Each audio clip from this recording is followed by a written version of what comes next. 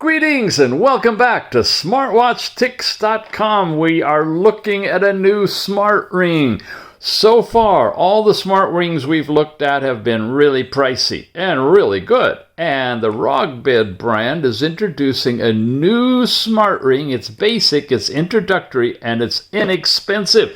It's so inexpensive you can pick it up for under $60 and probably lower with a coupon discount as well.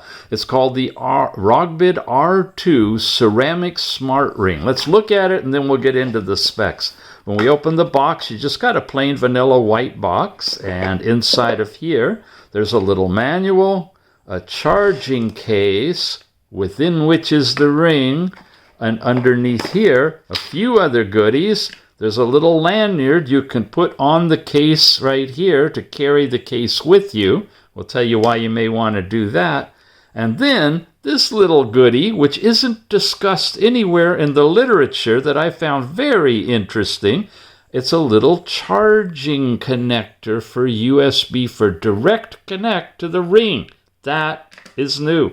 Almost every one of the other ones, you have to take the charging case and put the ring in the case. And then you plug the case into the USB directly. Notice you don't have an extra wire that goes USB-A to USB-C, but you got plenty of those, right? You just plug one of them in here, and it'll charge the case. The case can charge the ring 20 times. The ring can go for 7 days between charges.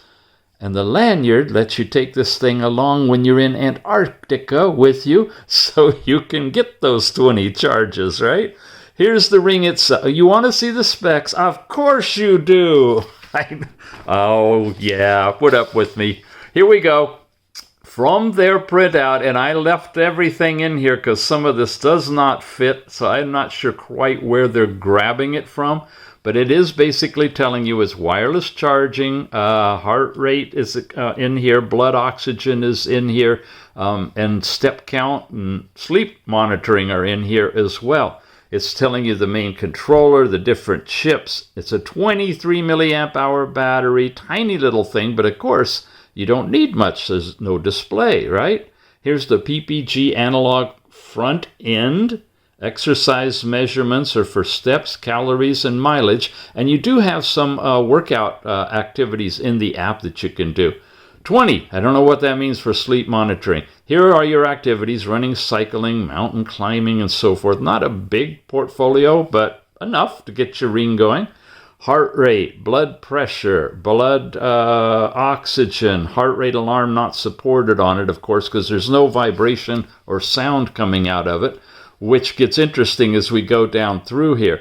No body temperature, no glucose, none of those things. It's just the basic stuff. Historical data is saved for a full 7 days. If you don't transfer it over to the app, then it'll start to disappear day by day. It does have low battery shutdown, over-the-air upgrade, some automatic recovery functions in it, and so forth. Step count accuracy now is better than 95%, it claims. And it looks pretty good when I compare it to my Fitbit and my other rings I'm wearing. Sleep detecting error, less than 1 hour. That's okay. When you're striving for 6, 7, 8 hours, less than an hour is kind of big.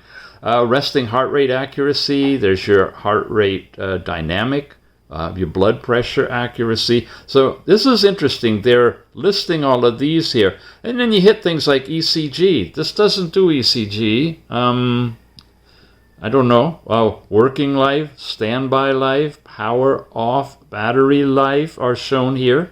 A little different than what they're actually saying in their product literature, where it gives 100 days and then 20 charges. But it is a working life of 7 days. That agrees on all of them.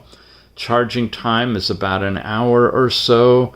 Bluetooth emission 0. It only comes on the increment that you're taking your measurements, and then it blips it out, I guess, when you connect. All of that data gets transferred. So it's not really using Bluetooth otherwise, except for a little exception, which we'll get to in the app. Button life. Well, there's no buttons, so it's 1 billion times. It's 1 trillion billion times. Or it's 0. Average no rest time over 200 hours. You can look at the rest of it. This is your storage temperature, humidity. It is fully waterproof. I don't really even see that on here. They should be discussing that because obviously you need to be able to wash your hands and do things with it. Now, the ring itself, it's really, really cool. You're going to have this little tab on here that protects the charging pin connection that goes to here. You see that? When you drop it in, that'll charge the ring from the power that's inside the case, or you can touch this on here. It'll magnetically couple, and you can charge it with the USB. Light will turn red, you know, your standard blood oxygen measuring light, and then it goes off when it's fully charged. But you first have to remove the film that makes sure that it's not making contact otherwise. So you get that film off of it. The body inside is stainless steel. Really, really nice, non-allergenic.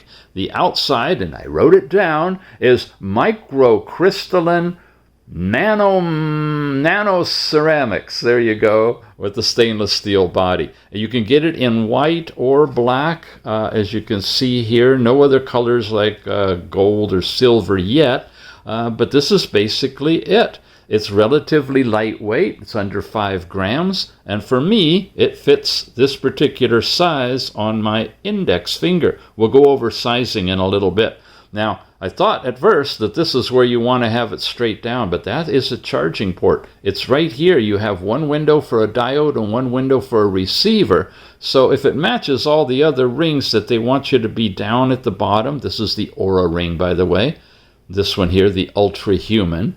I'm running out of craziness and putting all the other rings on right now, so I'm working with these two as I'm working with this one. You want to line these up and let those lie right at the base of your finger. Now, it's pretty tight on that finger. This is a size 12 for me, and we'll go over the sizing, like I said, a little later toward the end. But for right now, I want to switch us to the app because that's where the magic happens, and we'll check out what it's actually measuring. In the Google Play Store, you're going to look for an app called Smart Health, and the icon looks like this, or thumbnail.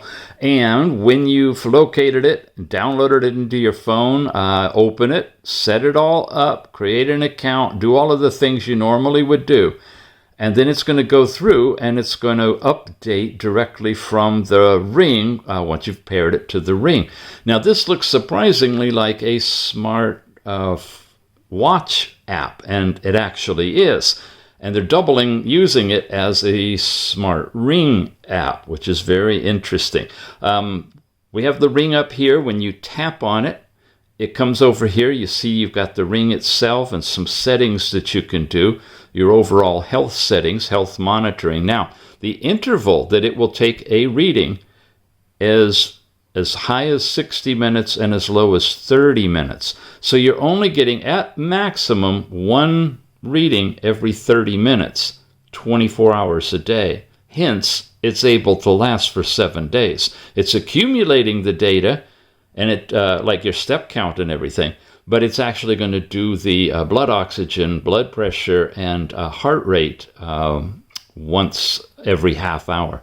You can set step targets and sleep targets, and you can put in a blood pressure calibration number. If yours is different than 120/80, put in what you normally get when you go to the doctor's office or whatever they tell you it is, and then it will try to do a blood pressure reading around that number. Is it accurate? I don't know. None of these devices I can quote with you any confidence that any of these biometric readings are accurate. They are really up to us each to discover on ourselves.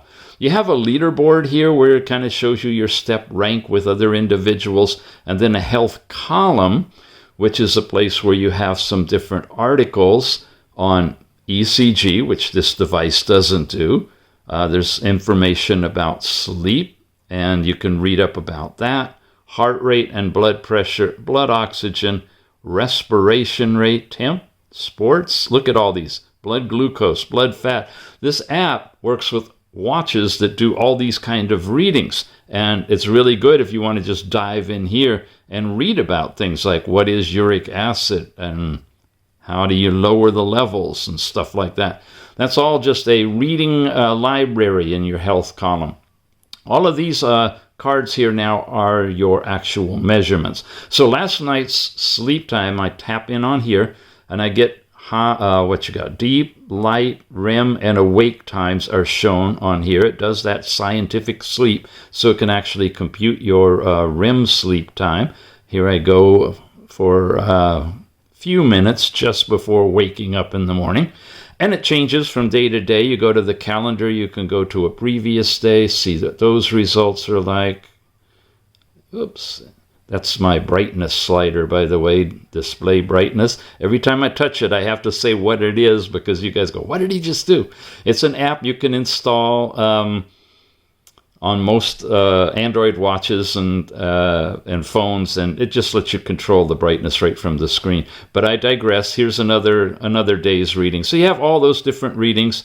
Your sleep analysis, it gives you just a summary of how you're doing.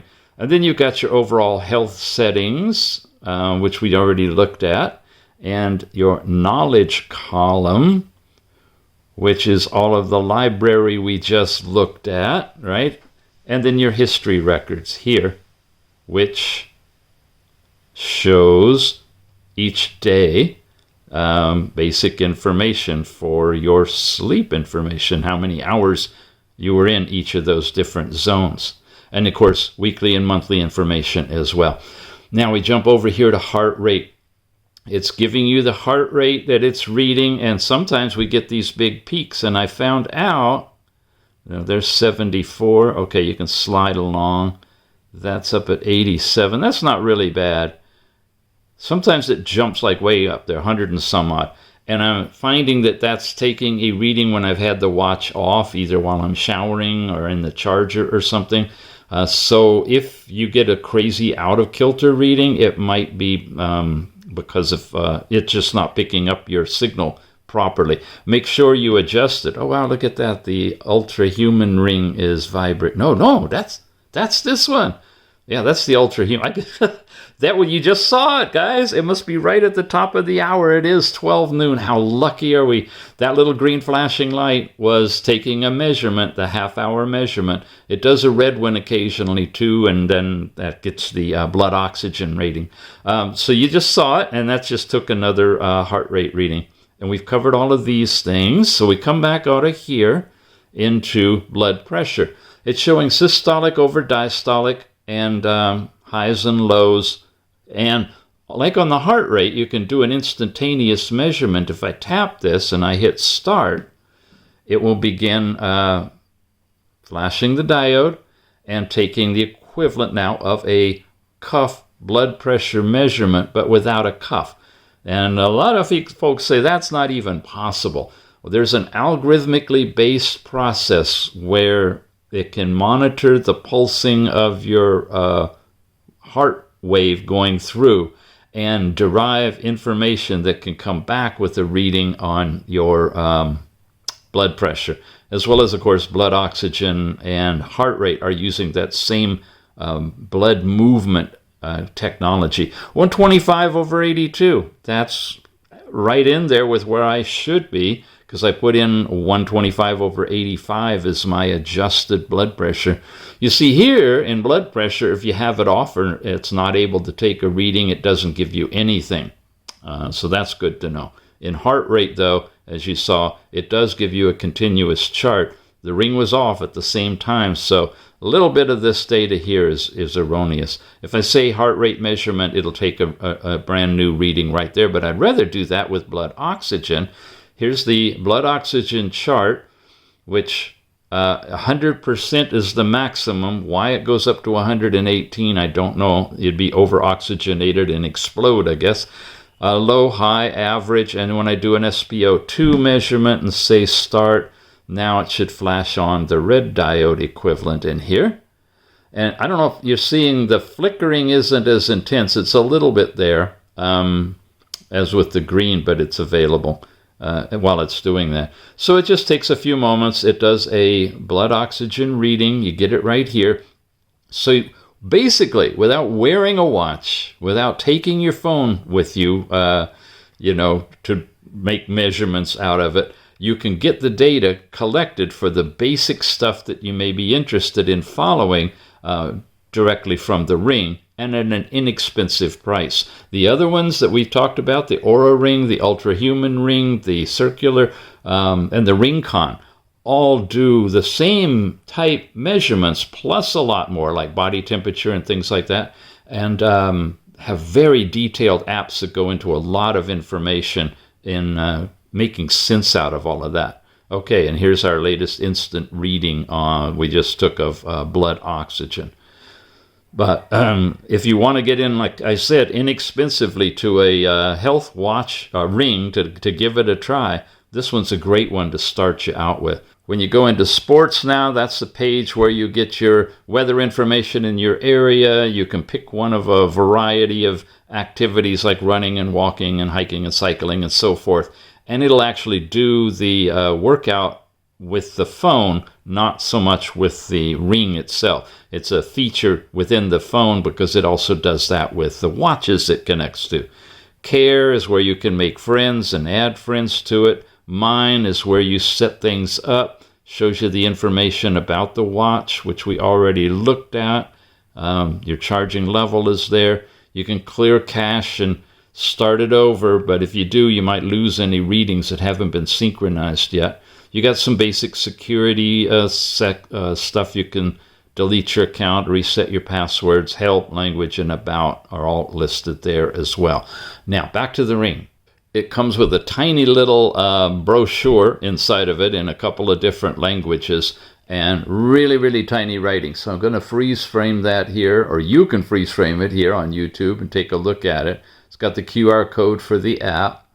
Tells you a little bit about all of the things it's doing, Bluetooth connection and such. No pictures, nothing really to go into detail. It's just a basic text document, but there may be something in there that is of interest to you. Now, we get into figuring out your size. This is really tight on me, and it is a size 12.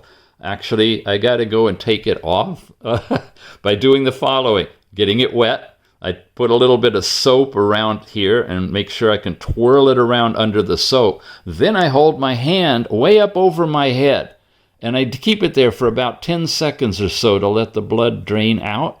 And when it does, then it can slide off. If yours are so tight that you have the same kind of an issue, you got to do that.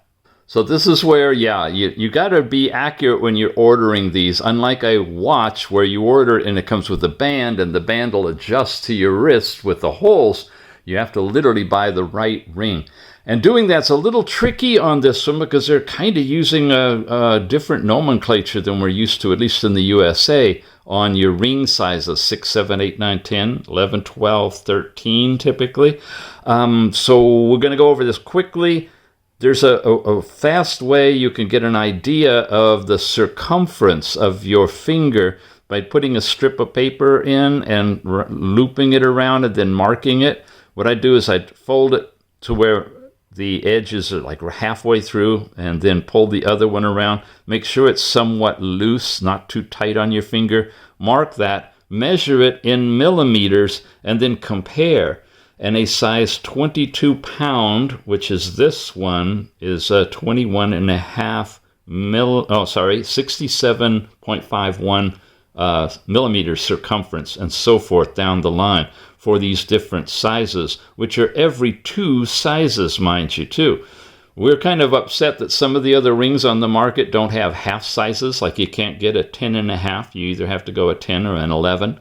And we discussed in those reviews, always err on the side of smaller if you can, because it's really important a ring fits tight.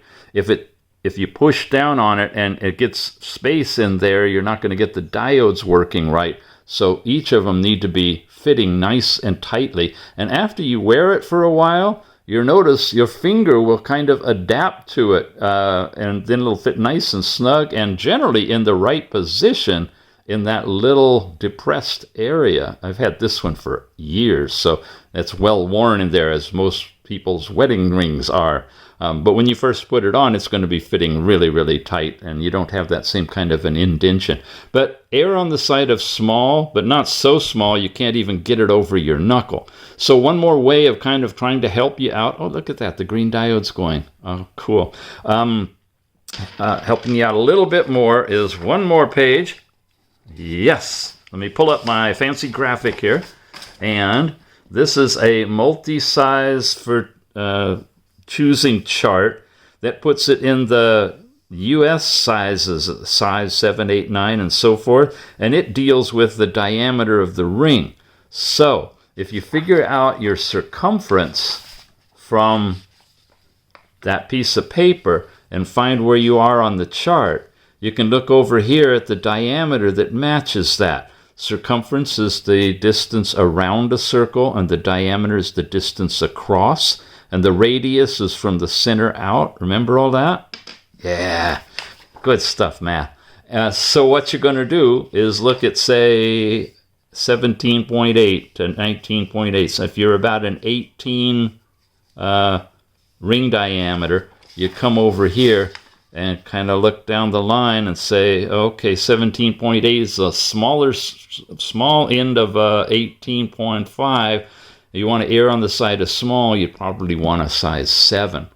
But again, the ordering for this particular ring doesn't come in the US sizes. This is just to help you guys out that use this. You say, I know my pinky finger is a size 7. Okay, what would it actually be? Well, size 7 is this, and then you come back over here again, right? And you'd say size 7 is that, and that would be an 18 size when you go to order it from the ordering sheet, which, as we wrap things up here, is here. You'll notice now, here from Banggood, they're bringing us this one. You've got 16, 18, 20, and 22, but 22 is grayed out. They're constantly getting these in. It's expected new ones will be shipping by July 1st, and they might be changing the sizes. But all in all, you'll be looking to order one of these sizes that would fit you, 16, 18, 20, or 22 from Banggood for about $60 or so. And link is in the show note with any discount coupons I have to offer you as well. Hope that helps. I like it. It's a fun little ring. It doesn't do a whole lot, but it certainly fills that niche as somebody that wants to get their biometrics, their step count, their distance, calories, all that stuff, and do it in a ring and just transfer the data over at the end of the day. Yeah, it'll do it. And long battery life as well. Thanks for watching, you guys. We'll see you again soon.